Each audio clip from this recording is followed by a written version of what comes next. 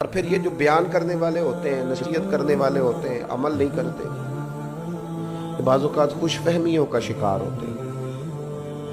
اور امت مسلمہ میں جو چیز سب سے زیادہ خوفناک ہے وہ خوش فہمی ہے۔ آپ کے ذمہ درجنوں حقوق العباد ہیں اور بہت سارے لوگ شاکی ہیں، آپ کے ماں باپ ہیں، بہن بھائی ہیں، رشتہ دار ہیں، اہل خانہ ہیں، دوست احباب ہیں، سب شکوہ کر رہے ہیں اور دلیلیں پیش کر رہے ہیں کہ جناب میرے بھی حق ضائع کر دیے، میرے بھی حق ضائع کر دیے، میرے بھی۔ تو کس بندے نے کان میں آ کے بتایا کہ تیرے ذمہ سینکڑوں حقوق ہیں اور تیرا خیال ہے عمرے سے معاف ہو جائیں گے؟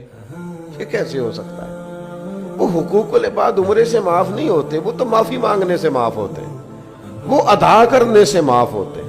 آپ کا خیال ہے کہ آپ عمرہ کر آئیں گے تو چھٹی ہو گئی تمام حقوق سے؟ وہ کیسے چھٹی ہو سکتی؟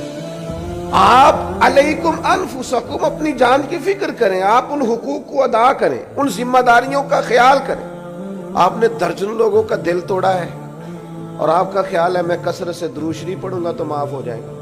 کثرت سے درود پاک پڑھنے کا ثواب تو ملے گا، طبیعت میں مٹھاس بھی آئے گی، حضور راضی بھی ہوں گے، پر وہ جو اس کا دل توڑا ہے اسے معافی بہرحال مانگنی پڑے گی، اس کی دل جوئی بہرحال کرنی پڑے گی۔ میرے عزیز، نبی پاک علیہ السلام نے وضاحت فرمائی۔ حضور فرمانے لگے صحابہ سے بتاؤ میری امت میں مفلس کون ہے؟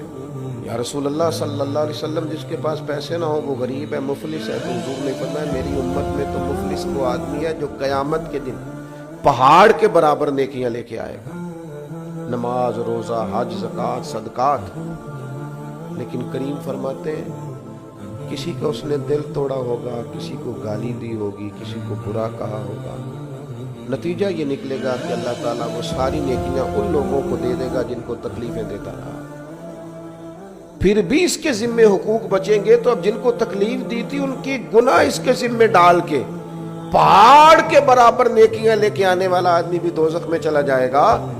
تو دین کے مفہوم کو سمجھیں، صرف خالی نشستن گفتن برخاستن سے بات نہیں چلے گی۔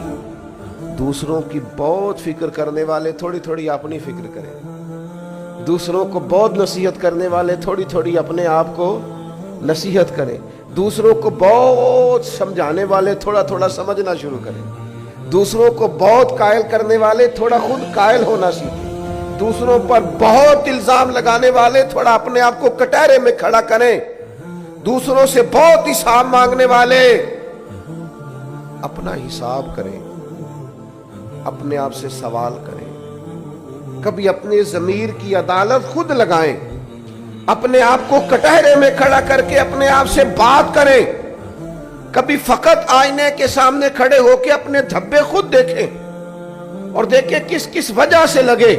زندگی میں اگر ناکامیاں آئی ہیں اپنی کمزوریاں تلاش کریں کس وجہ سے آئی ہیں۔ زندگی میں اگر اپنے روٹھ گئے ہیں تو تلاش کریں ہمارے اندر کمزوری